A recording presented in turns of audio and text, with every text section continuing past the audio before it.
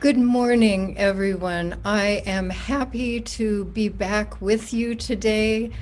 I am feeling the happiness of Norma and Hugh Meyer's peaches, which were on my breakfast today, and the beauty of this season in Prescott. I am happy to be here. And today as well, we hold that this is the 75th year since the bombing of Nagasaki. And Hiroshima was just a few days ago. But today, 75 years ago, the atomic bomb was dropped on Nagasaki. And my father was in a boat just a few miles off the coast. Listen to the peace bell.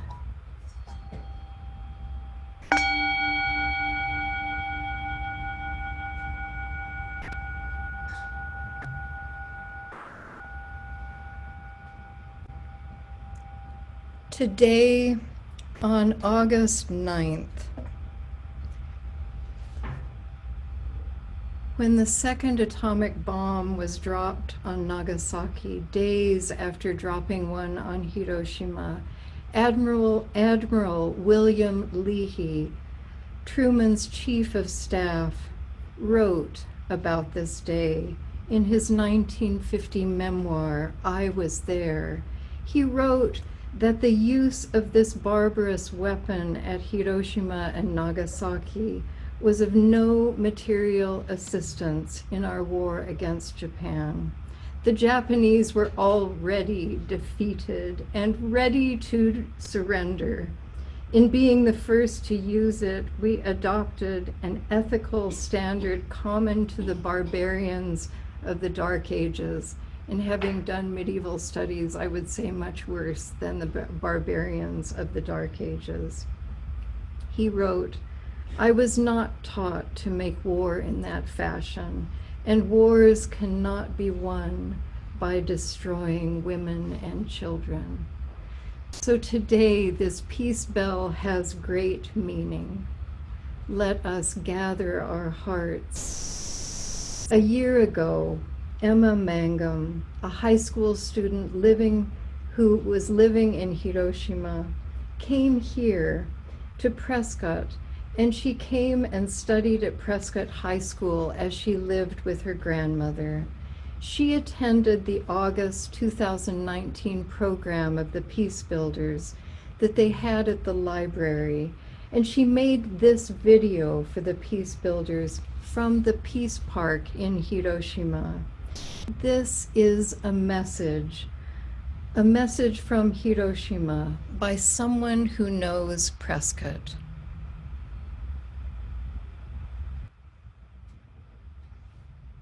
Hi, this is Emma Mangum.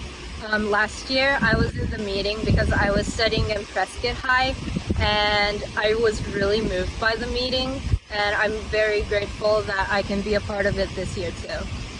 So I'm in Peace Park right now, and right behind me is the Atomic Bomb Dome, which used to be an exhibition hall before the attack in this area. The entire Peace Park used to be a main shopping street, and there were so many people. So right in front of me is a river right here called Motoyasu River, where many people died in because they were desperate for water and jumped into it.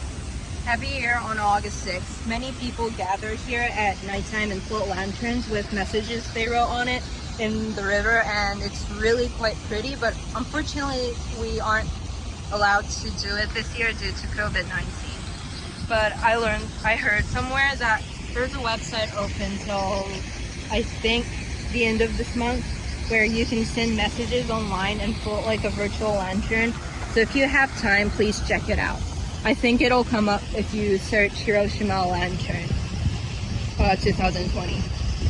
I might have said this last year too, but the fact that people in America care and think about the day August 6th makes me really happy, and it feels really hopeful to me. So, and I'm sure that many people in Hiroshima think the same way too. So thank you again, and take care. It was really good to see you again after a year, and I really am blessed that I got to meet you when we had that meeting. So hello everyone, good morning and welcome to Granite Peak Unitarian Universalist Congregation in Prescott, Arizona. I'm Leslie Grady, your worship associate today. We extend a warm welcome to all. We are glad you are able to join us. We hope you are in good health. We want to stay connected. So please join us for the breakout rooms after the service. This will give us time to chat with congregants in small groups. If you are joining us for the first time, please check out our website for more information about us, prescottuu.org. This is the mission statement of our congregation. We are a compassionate, spiritual community that celebrates diversity, nurtures the personal and spiritual growth of all ages, shares our gifts, promotes justice for all, and serves the world we live in. We extend our thanks to all who contributed to the presentation of our service today.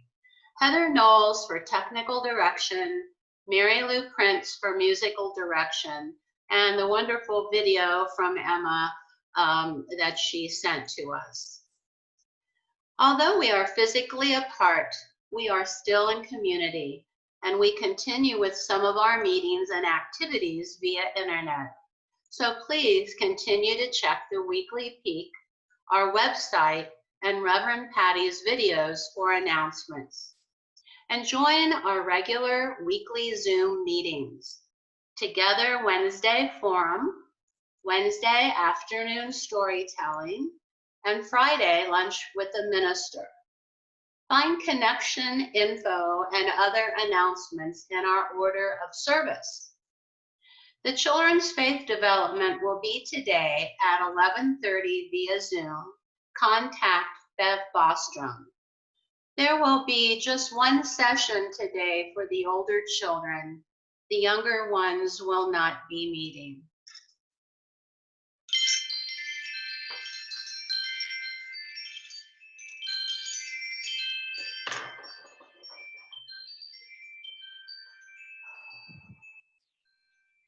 We begin our service in the Unitarian Universalist tradition of lighting the candle. For our chalice lighting reading today, we are going to do a litany of water, healing, and peace that is from the Brandywine Peace Organization. When I read each stanza, would you all please repeat the response, "May the healing waters of peace roll over us." In remembrance of the atomic bombings of Hiroshima and Nagasaki, years of war and nuclear weapons, and amidst the seas of war, violence, disaster, and neglect that swirl around us today, we yearn for the healing waters of peace. May the healing waters of peace roll over us. For vibrant lives suddenly and shamelessly taken from the community of family and loved ones, may the healing waters of peace roll over us.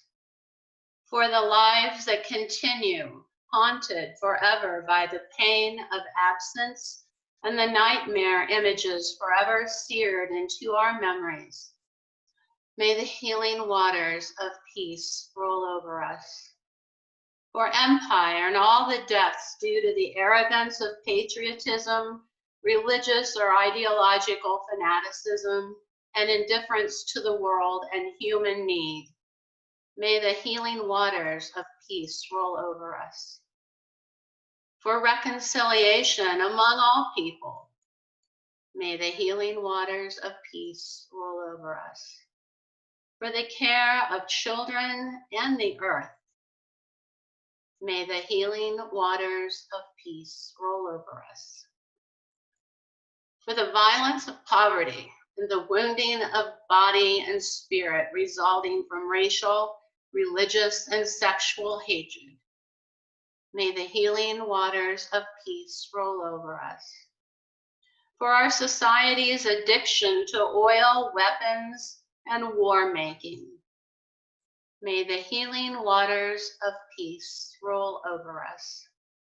That we may end war, abolish nuclear weapons, resist the war economy, and beat swords into plowshares. Care for the victims of violence, disaster, and hatred. That we may see the possibilities of justice and peace, always clinging to the promise of peace.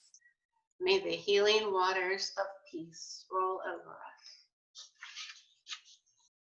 And now we light this chalice, a symbol of our heritage in gratitude for this beloved community.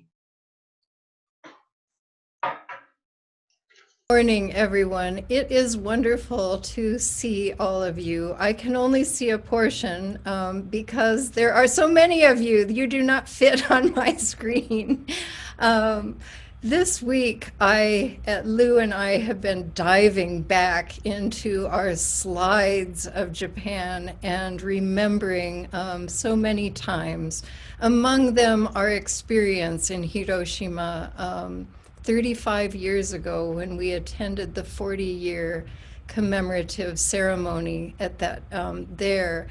But I want to begin to give you a picture of one of the things I loved in Japan. I want to open with the words of a famous medieval poet, Kaga no Chiyoni, who lived not very far from where we ended up settling in Japan. And she wrote a poem about an experience. Her experience was that she went to the well early in the morning, and just as in Prescott, the air smells wonderful in the morning there.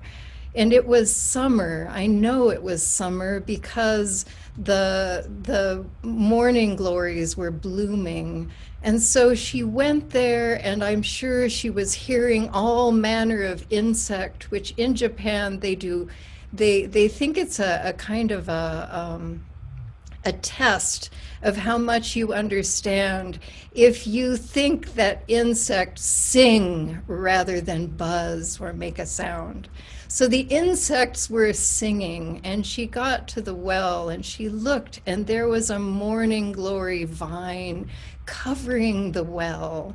And she wrote these words because she decided to go home. A morning glory twined around the bucket. I will ask my neighbor for water. This poem, which shows the gentleness of that we find in the literature, we find in this one woman's story of coming to a well and deciding to leave the morning glory. With that picture of beauty and of nonviolence, let us sing, "We Would Be One."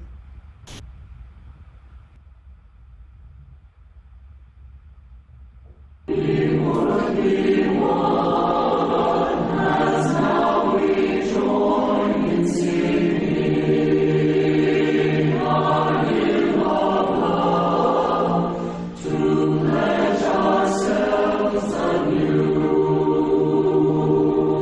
to that high cause of greater understanding of who we are.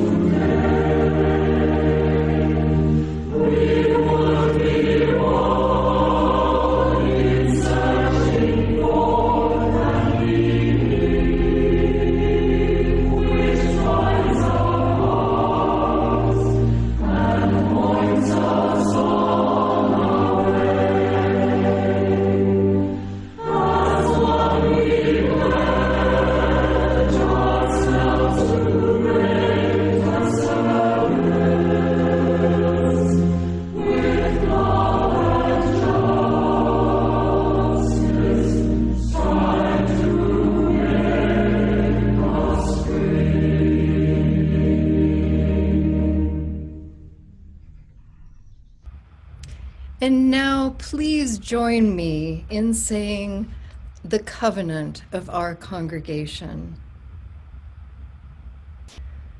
Love is the doctrine of this congregation, the quest for truth its sacrament, and service is its prayer, to dwell together in peace, to seek knowledge in freedom, to serve others in community.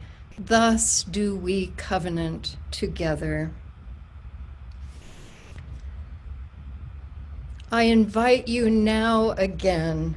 We are skipping the children's story today, but I have a very exciting one about moles that will be coming soon. But I have not been able to find a suitable mole puppet. But if I can, I may have to make one myself. But today, please let us enter this time of joys and sorrows. I know that each of you carry things on your heart. You carry the people close to you, the people who are working hard as we are to survive during these times, and the people who are not surviving these times.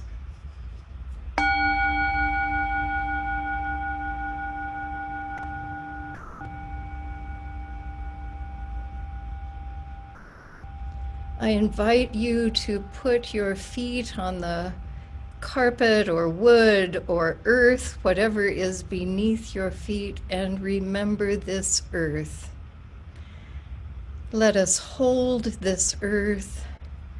Let us remember our declaration of climate emergency, and let us continue to do those things and open to doing new things that will be honoring this earth whose bounty includes peaches and corn and tomatoes that taste like no other in this season. And let us too remember all those who are on our hearts and minds. I invite you into the silence of this time to say the names of any in your surroundings who are going through difficulties. And to those names, I add especially today Patrick Grady. And we hold him in the light of this community. And I know that there are many others. We continue to hold Jack Stanton. But let us say those names.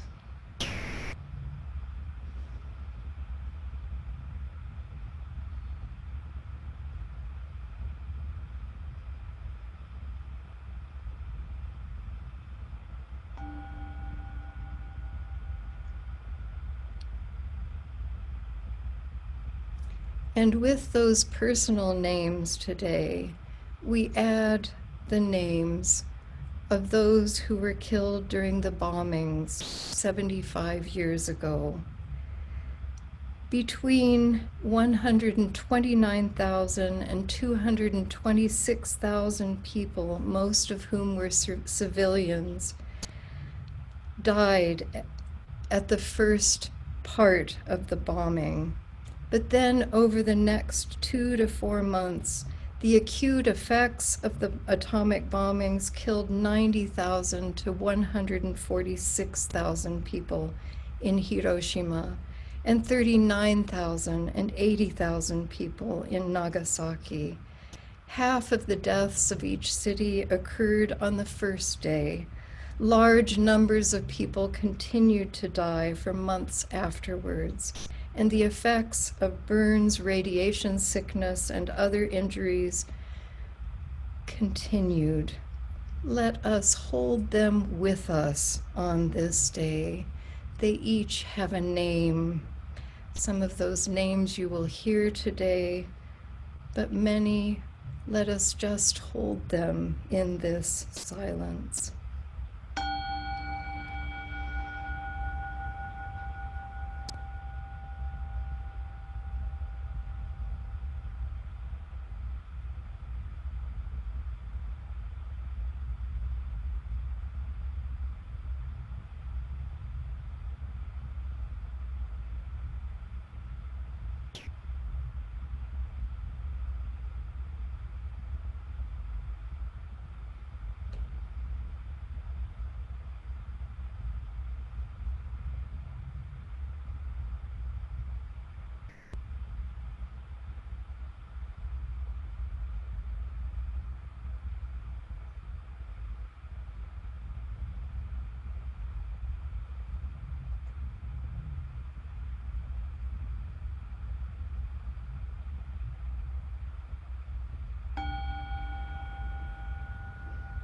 Spirit of life,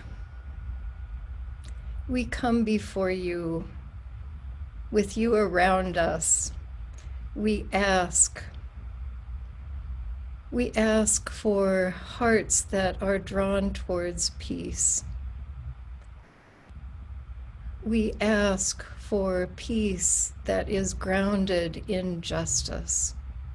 We hold this country with so many voices now calling for justice, for the lives of people of color.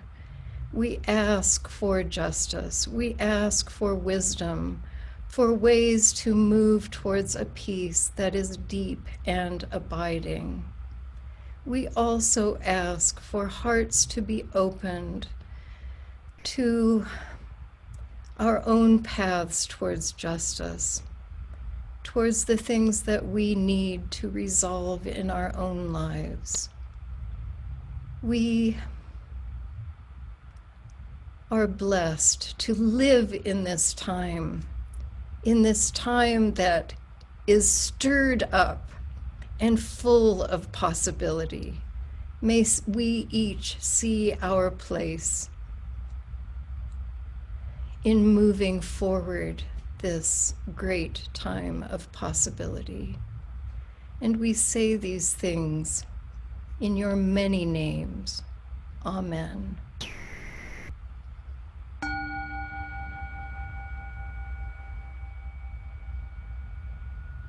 I invite you now to sing. My pianist is in the other room, but I think she'll come back to sing our song, Walking with You.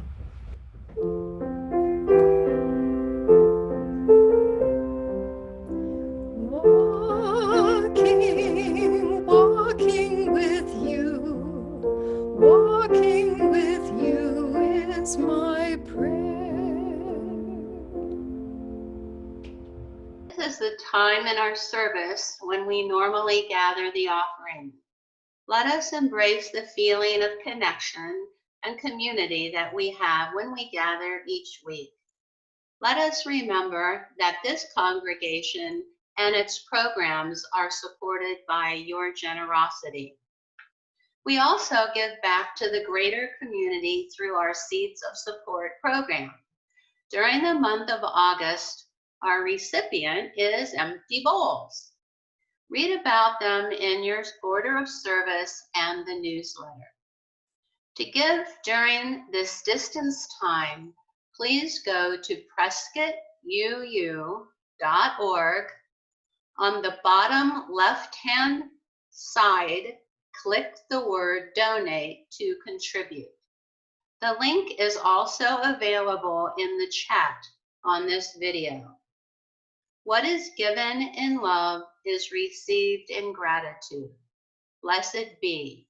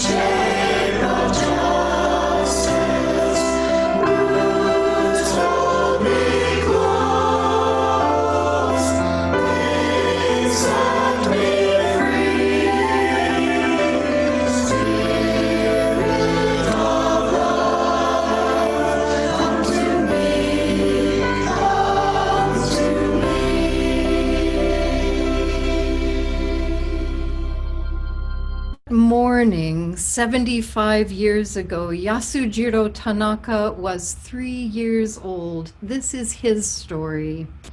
I was 3 years old at the time of the bombing. I don't remember much, but I do recall that my surroundings turned blindingly white, like a million camera flashes going off at once, then pitch darkness. I was buried alive under the house, I've been told.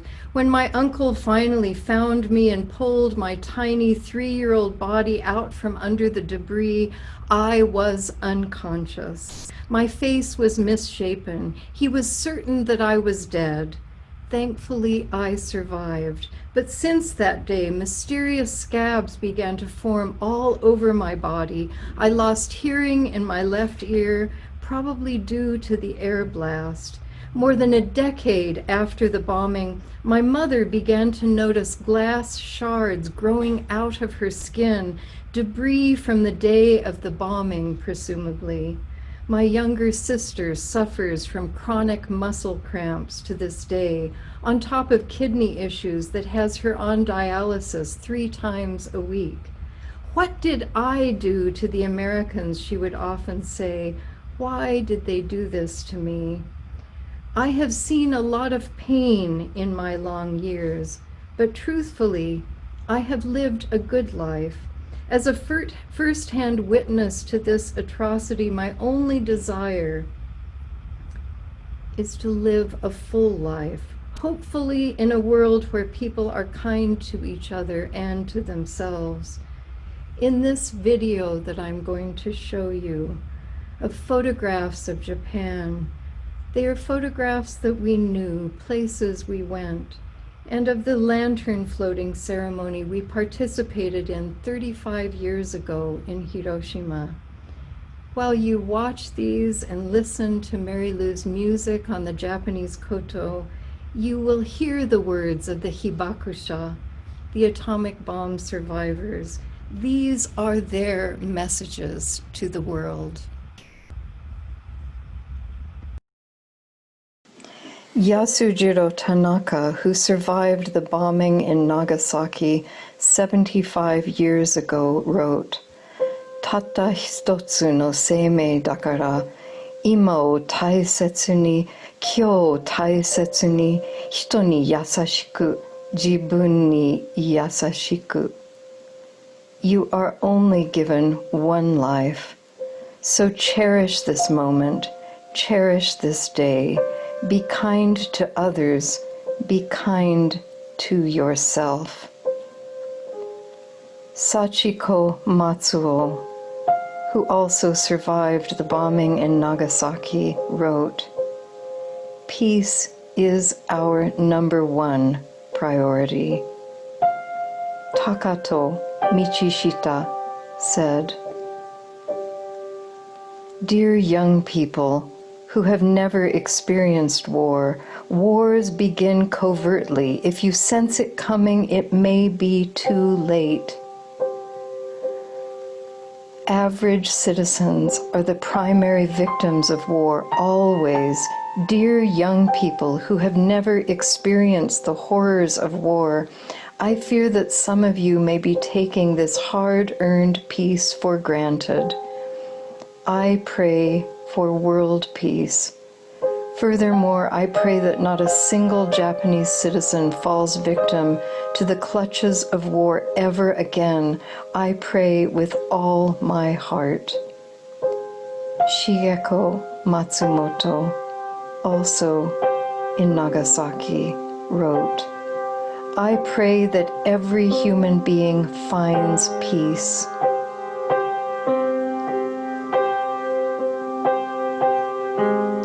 Emiko Okada, who survived the bombing in Hiroshima, wrote, "War is one of 2 things. Either you kill or get killed. Many children are victimized by poverty, malnutrition, and discrimination to this day. I once encountered an infant who died of hypothermia. In its mouth was a small pebble. Children are our greatest blessing.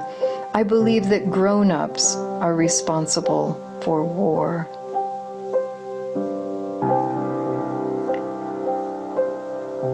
Fujio Torikoshi wrote, "Life is a mysterious treasure."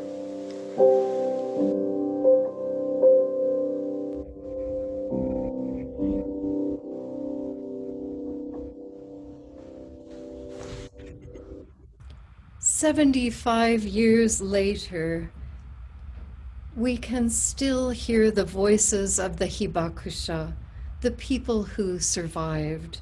They bear witness to the horrors of those actions, and they are also symbols of transformation in their calls for peace.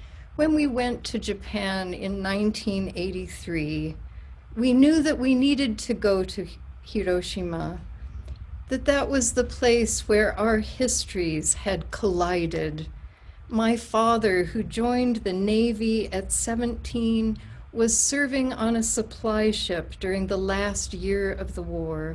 And in August of 1945, when scientists, politicians, and military chiefs were planning and carrying out dropping the atomic bomb on Japan, he was right by Nagasaki.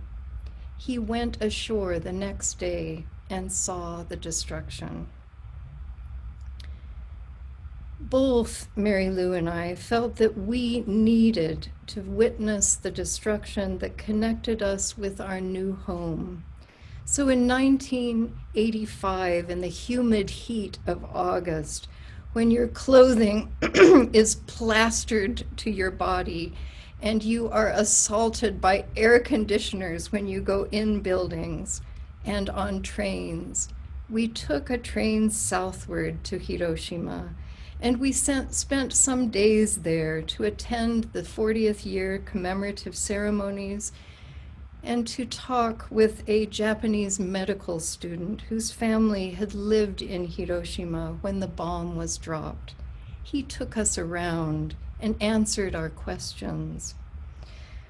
I am grateful that Hiroshima left evidence in the center of their city that you saw in that opening video. The Peace Museum tells the stories. It directs you to the shadows that are remaining on walls and sidewalks that bear witness to what Noam Chomsky calls among the most unspeakable crimes of history. Those were days before email, can you imagine? When the arrival of the postal deliverer was eagerly awaited and we collected stamps. We eagerly awaited the postal worker, but we also sometimes awaited him with a little trepidation, wondering what we were going to get back. This was a time when both of us spent hours writing letters to the people we loved. We didn't discover until later, however, how upset some people were to hear of our visit to Hiroshima and our sadness at the destruction, and also our willingness to say that our country was at fault. To some, our visit and point of view was un-American. At one point, I taught you what people around where we lived in Western Japan did when they encountered difficult situations. They would suck in air through their teeth. And often this had to do with human relations, because humans are, of course, the most difficult thing we encounter ever in our lives. And they would say, "Ningen kanke wa muzakashi desu." That meant human relations are difficult. As US citizens with fathers and grandfathers who had participated in World War II, my grandfather, Willis, was head of the Marana Air Base. He was a colonel in the Army during World War II because of his participation in World War I. We had many ancestors about us with connections with people around us in Japan. And it made a life in a country that was a former enemy and a place where we loved the art, language. We loved learning the difficult history of Japan's participation in World War II. And when I speak of all that in one sentence, I must suck in air through my teeth and say, "Rekishi wa muzakashi desu," which means history is very difficult. There are so many intersections. This time for me feels like one of those crossroads where everyone is crossing at once and there are no traffic lights. We were in a situation like that once in Italy when the traffic lights went out. That is sometimes how this time in history feels. After all, one of the most deeply felt experiences of United States history is Pearl Harbor, an attack of the Japanese Air Force on our battleships, a war undeclared, siblings, parents, friends, 2,403 dead, including 2,008 Navy personnel, 109 Marines, 218 Army service members, and 68 civilians. If my father had been older, he could have been among them. American soldiers also experienced the cruelty of Japanese POW camps. The Japanese did great harm in many countries during World War II and before, during their times of colonization. Ask anyone who is Korean or Chinese, they know this history. And I believe the high-level people of the armed services at this time, such as Admiral William Leahy, who risked their reputations to tell us that dropping the atomic bomb on Hiroshima and Nagasaki was not essential for winning the war.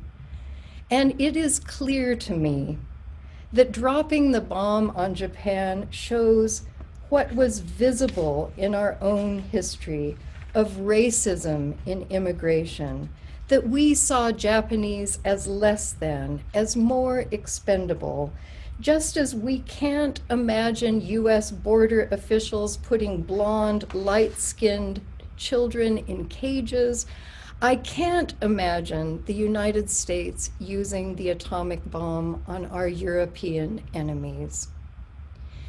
So, we're getting to that difficult part. What do we do when there has been harm?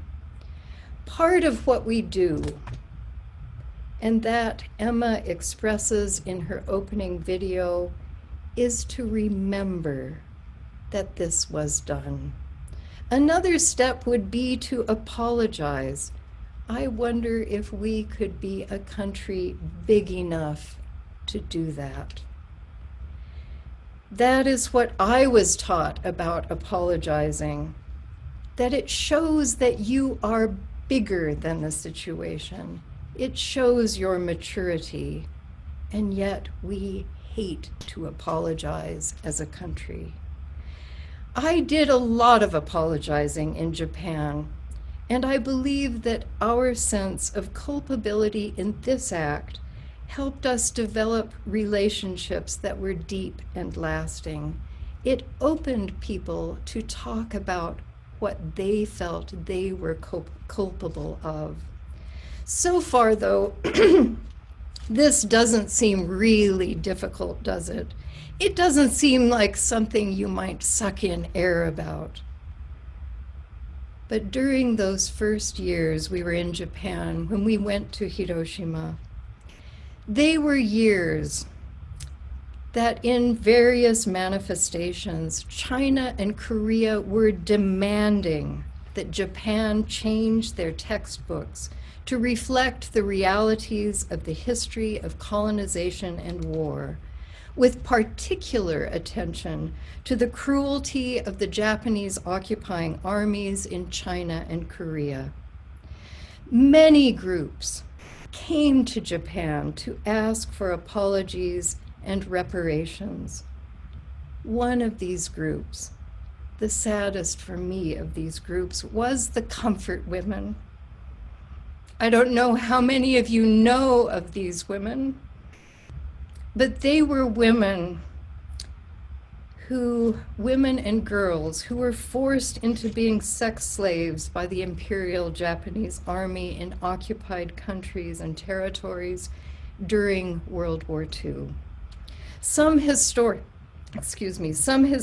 write that up to around 400,000 women were used by the Japanese Army. They were forced to have sex for sometimes 40 to 60 times a day. And these women, at that time, older women, who carried such shame about what had happened, would come and try to talk with the Japanese government to receive some kind of understanding, or even saying, yes, we did that. Yes, we did that. Putting things like that in the history books. And that did not happen. But this story of the comfort women that I bring to you is only one part of the cruelty in that history. And you can read about the rest. I did while I was in Japan. I was a kind of expert on all of the horrible things. If you think I'm being a little too kumbaya about Hiroshima, I read about the medical experimentation. In fact, I read so much about torture and all of those things that I've been asked to write op-eds against torture in this country. The prison camps, the rape of Nanking, the practices used in Burma. And throughout our time in Japan, the Japanese government dodged the issue, creating saber rattling. The Koreans were so angry, and their saber rattling with North Korea would send practice missiles that landed in the sea 100 miles from where we lived. North Korea was our closest neighbor there. And when we were there, every student in Japanese primary school and high school participated in a school trip to Hiroshima to learn about the destruction brought about by the United States. I felt that what people learned was not balanced. In order for me to have conversations about World War II or aspects of Japan that were difficult, I started the conversation by telling them of aspects of our own history that were similar, about what we had done to the indigenous people, helped me find out what they had done to their indigenous people. Because if I admitted what we had done, they would say, oh, we did that too. Learning about the history of Japan through our years there did not make me hate Japan. Living in the countryside in our gatherings of women in the village, I learned of the other side of war, the human suffering, of mothers trying to find food for their children, of gathering leaves and cooking leaves. I also came to believe that taking responsibility for what had happened in the war and the period of colonization was important for Japan. It was essential for them in order for them to grow as world leaders. As a university teacher, I asked my fourth-year students to research and write about different aspects of the war, such as the comfort women and the experimentation. My colleague, Professor Shoichi Suzuki, told his students, he said, before you travel, research Japan's historic connection with that country. Why do the people of Taiwan speak Japanese? For years, I received letters and postcards from my students who followed my and Professor Suzuki's urging, who said that their lives were changed by understanding the larger world and the relationship of Japan with that world. I believe that we grow as individuals when we face what we have done, when we have done harm. Seeing oneself as the heroes or as the victims is not interesting. I believe as human beings we are more complex than that. And to reach that complexity, humans must find ways to take responsibility for the harm that we have done. Right now, the movement out on the streets is pushing this country into taking responsibility for our past. For just as the Japanese, our history books have not accurately recounted the cruelty of enslavement and its many manifestations after the Emancipation Proclamation.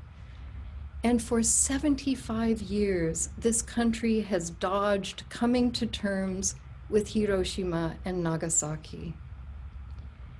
Elliot Fukui, a present-day disability justice organizer, facilitator, and trainer, says, "We can support people who do harm by recognizing that we all cause harm." I believe that acceptance of this mighty truth is a good first step. We all cause harm. You will find this acceptance in the words of the hibakusha, Inosuke Hayasaki, who was living in Nagasaki 75 years ago. He wrote, "We cannot shatter this momentum of peace. It is priceless.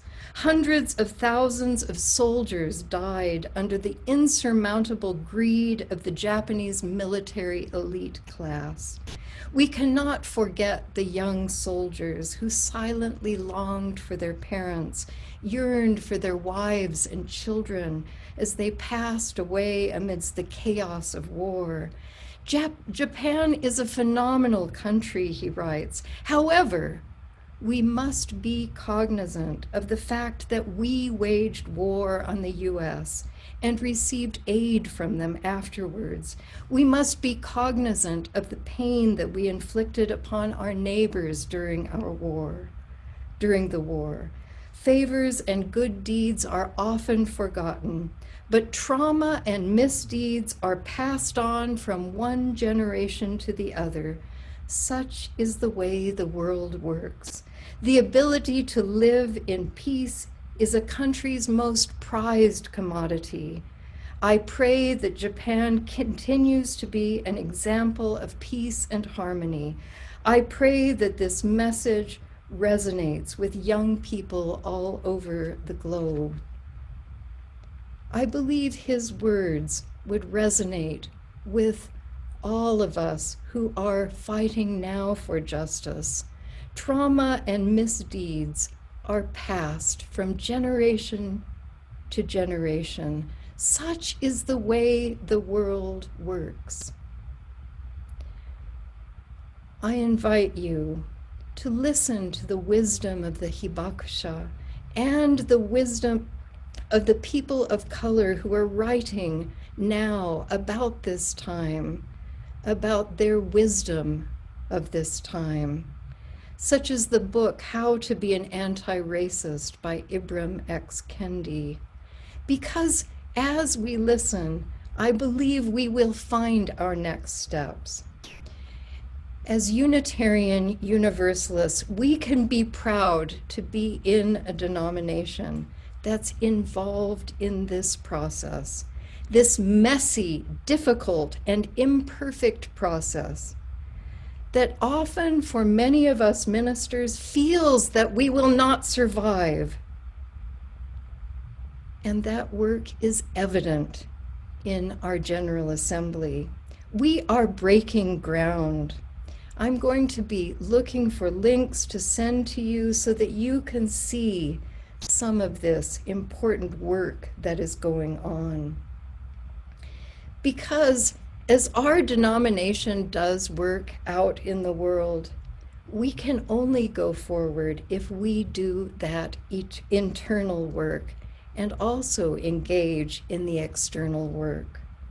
Janine Gelsinger of UU Jazz, she's been giving us opportunities to read books together, to understand the experience of transgender people. She had a book group around Ibram X. Kendi's book. Ren Manning has been keeping us connected with movements on a local level and also urging us to understand the greater picture. Leslie Grady and Mary Steenhoek have been opening ways through Peace Builders. And so many of you have been raising your voices in these ways because you are the ones who know what the work is that you need to do. Perhaps one way, and I know that you may feel resistance about this because I always feel resistance when I say this to Americans. But I wonder if we should throw out that idea that so many of us hold so tightly, that we have lived lives without regrets. Because I think that as humans, we are in an ever imperfect process of life. Could we be helping our country admit mistakes and regrets if we could admit our own? A letter of regret, and then a conversation admitting a mistake many years ago was what opened the way for Mary Lou and me to go to Japan. I wonder what could be waiting for you if you sent such letters. In the evening of the peace ceremony in Hiroshima, the attendees write words of hope for peace on these lanterns that are floated on the river where that great destruction happened and where so many felt that there was hope for water because one of the effects of the bomb was made people feel so thirsty. And these lantern lights, each one of them, represents a person who was lost. And it represents their message for peace. Their pleas to you, to all of us, to make a peaceful world. I believe that we deepen our relationships with each other when we honor loss through memorial services, through our vigil that we had for George Floyd.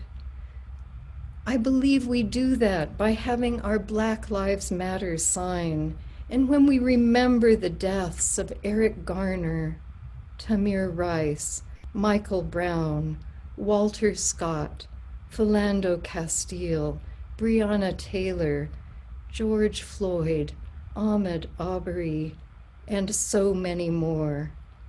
And today, when we honor those who died in Hiroshima and Nagasaki, we transform through collective grieving. I believe that. Each of those human beings who died had parents and lives that lay before them.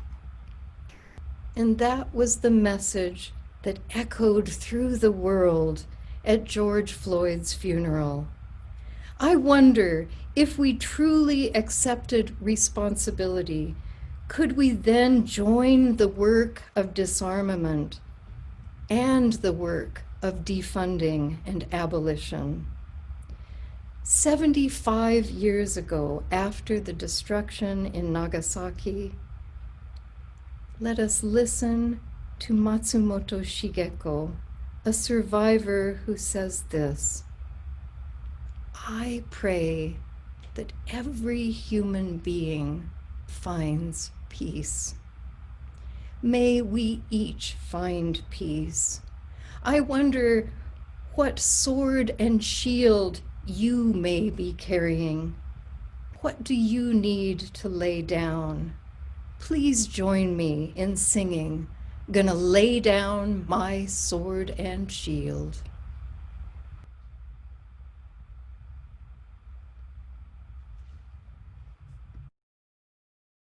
Would you please stand and join us for Gonna Lay Down My Sword and Shield.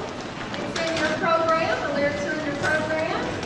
We'll sing all the verses in your songs.